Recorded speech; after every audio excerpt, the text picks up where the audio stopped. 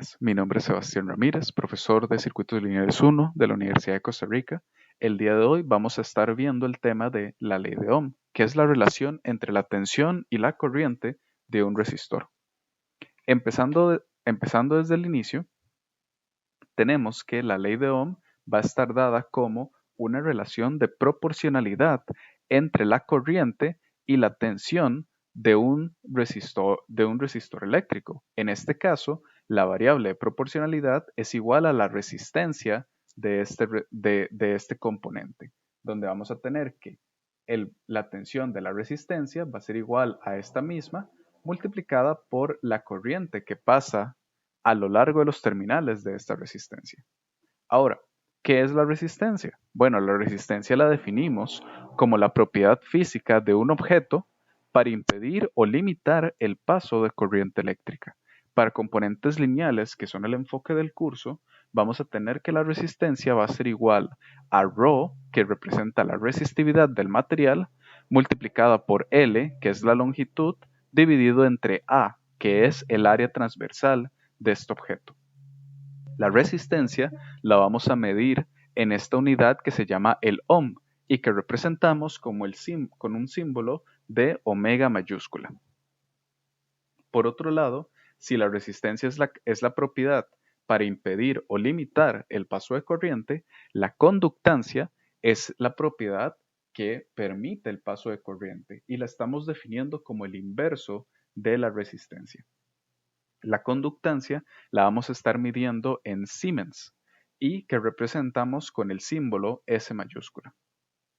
Muy bien, regresando a la ley de Ohm entonces, vamos a tener que la tensión entre los terminales de una resistencia va a ser igual al valor de dicha resistencia por la corriente de esta resistencia. Entonces vamos a tener esto bien aquí para hacer un ejemplo bien rápido.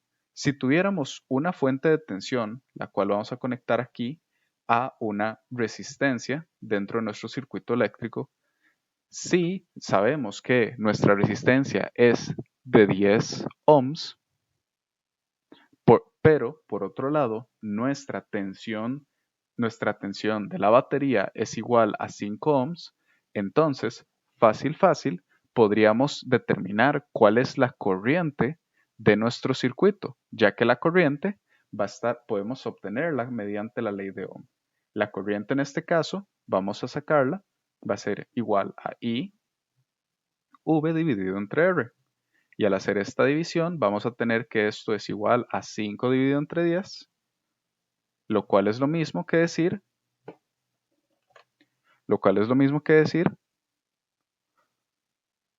1/2 ampere o también 0.5 amperes.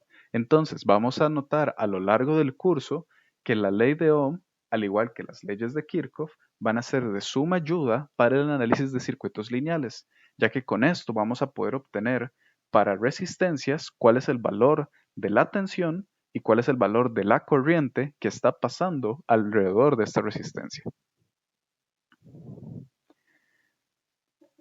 Por otro lado, ¿cómo podemos utilizar la ley de Ohm para medir la potencia de un resistor? Bueno, sabemos que sabemos que la ley de Ohm va a ser la relación entre la tensión y la corriente de un resistor y que la potencia eléctrica, ya sabemos de la clase pasada, la podemos representar como V por I. Si relacionamos estas dos fórmulas, podemos tal vez reemplazar V con la ley de Ohm. Y aquí vamos a tener entonces que la potencia en un resistor la podemos dar como R por I, lo cual es igual a decir la resistencia por la corriente al cuadrado. O reacomodando reacomodando las variables, la potencia de un resistor es igual a la tensión al cuadrado dividido entre R. Entonces, de esta manera, podemos utilizar la ley de Ohm para poder sacar tensión, poder sacar corriente y ahora también poder sacar la potencia que está disipando un resistor. Y recordemos, ¿por qué es importante obtener la potencia? Porque los resistores son elementos eléctricos que se caracterizan por convertir energía eléctrica en energía de cualquier otro tipo. Tenemos resistores térmicos que convierten energía eléctrica en calor. Este es el funcionamiento de las duchas y de las termoduchas y los calentadores de agua. Tenemos resistores lumínicos que transforman energía eléctrica en iluminación, como los bombillos incandescentes, y también tenemos otros aún más tipos de resistores que lo que hacen es convertir energía eléctrica en energía de algún otro tipo. Y esto es muy parecido y esto lo podemos relacionar con la potencia que está disipando la resistencia en esta carga. Ahora vamos a ver varios tipos de resistores. Tenemos el primero, que son resistores discretos, cuyo valor está determinado cuyo valor no cambia y está determinado por estos códigos de colores que pintan alrededor de este resistor. En la clase vamos a ver un ejemplo de cómo se utilizan las tablas de colores para este tipo de resistores, donde cada franja de color simboliza un, un- un- una cifra significativa del valor final de esta resistencia. Por otro lado, tenemos los potenciómetros, que son este tipo de resistores con 3 terminales. Y se preguntarán, ¿cómo un resistor tiene 3 terminales? Si por definición sabemos que un resistor solamente tiene un terminal izquierdo y un terminal derecho y lo que está dentro es la resistencia. Bueno, el potenciómetro se caracteriza porque tiene un terminal extra que se conecta a lo largo de o que se conecta dentro de la resistencia misma. Y esto lo que significa es que en medio de el terminal 1 y el terminal 3, que si lo representamos aquí como 1 y 3, siempre va a haber la misma resistencia, pero entre el terminal 1 y el terminal 2 y el terminal 2 y el terminal 3, la resistencia va a ser variable, ya que podemos correr hacia la izquierda o hacia la derecha nuestra perilla y cambiar el valor de la resistencia a la resistencia del centro de este componente.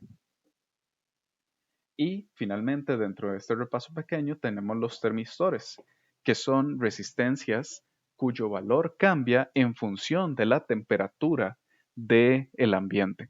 Este es un tipo de resistencia bastante interesante porque se determinan mediante un tipo de gráfica hecha por el fabricante, donde tenemos la temperatura en el eje X y la resistencia en el eje Y. Y vemos como a medida que aumenta la temperatura va bajando la resistencia.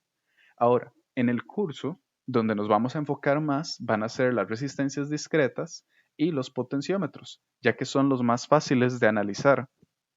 Por otro lado, los termistores van a ser de aún más ayuda cuando empiecen a llevar cursos de electrónica, de electrónica y de circuitos más avanzados. Muy bien, regresando a la resistencia y a los temas que vimos en la primera clase del curso, que son circuitos abiertos y cortocircuito. Bueno, como algunos compañeros hicieron la consulta, un circuito abierto es un circuito por donde no pasa corriente eléctrica y un cortocircuito es por donde pasa corriente infinita. Puesto estas expresiones en función de en función de en función de la resistencia, lo que podemos decir es que si tenemos una resistencia por donde pasa cierta corriente, podemos imaginarnos esto. Si la resistencia tiende a infinito, si la resistencia tiende a infinito, entonces, ahí disculpen el infinito, me está quedando horrible porque estoy trabajando con mouse. Entonces, si la resistencia tiende a infinito, por ley de Ohm sabemos que V es igual a R por I. Ahora, si la resistencia tiende a infinito y despejamos la I, sabemos que la I es igual a V entre R. Sin importar el valor que haya entre las dos terminales, si la resistencia tiende a infinito, la corriente va a tender a cero. Entonces, un circuito abierto es lo que entendemos cuando resistencia entre dos terminales es infinita. ¿Y cuál es el ejemplo más claro de un circuito abierto? Cuando entre dos terminales no hay absolutamente nada conectado. Cuando el aire es el perfecto circuito abierto en este caso. ¿Cuál es el otro ejemplo? Un cortocircuito. Bueno, viéndolo desde la perspectiva de la resistencia, tenemos que, igual, si tenemos una resistencia por la cual pasa una corriente, cuando en nuestro circuito la resistencia más bien tiende a cero, entonces podemos hacer ley de Ohm, V es igual a R entre I, y aquí más bien, si la resistencia tiende a cero, la tensión es igual a cero por I es igual a cero. O sea, que en un circuito abierto la resistencia es infinita, por lo tanto la corriente es igual a 0 amperes. En un cortocircuito, por otro lado, la resistencia es 0 y la tensión es igual a 0 volts. ¿Qué sucede y por qué los cortos? Entonces, esto es la explicación de circuito abierto y cortocircuito en función de la resistencia. Que regresando a la clase pasada, ¿qué sucede?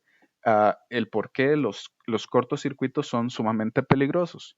Porque un cortocircuito generalmente sucede cuando conectamos una fuente de tensión a sí misma y de un lado vamos a tener más o menos, digamos, 10 volts y del otro lado, pues no tenemos nada de resistencia. Entonces, como esto no tiene resistencia, estos son 0 volts y estamos tratando de conectar 10 volts a 0 volts y esto el circuito no le gusta porque vamos a empezar a tratar de correr y correr y correr una corriente sumamente alta para las especificaciones de ese circuito.